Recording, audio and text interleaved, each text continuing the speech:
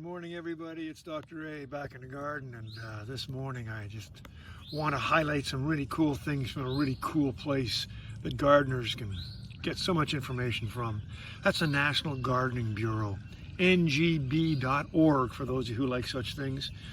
But every year they have plants that they highlight. Year of the perennial, year of the annual, year of the vegetables, etc.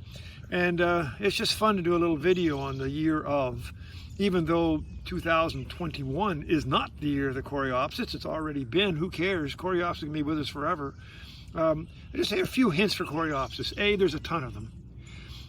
Be careful, because if you're doing perennials, there are also annual Coreopsis.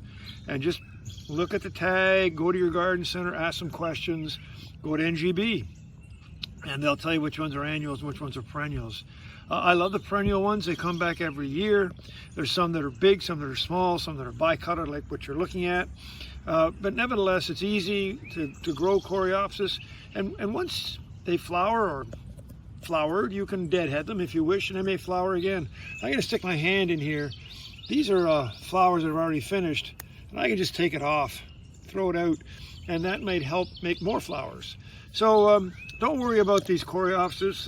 This one happens to be a short one, so I put it near the front of the garden, as you can see. But there are big tall ones as well, and I love them all. So, year of the Coreopsis, National Garden Bureau. Let's take advantage of all this great information, and let's have a ball. See you in the garden. This is Dr. A.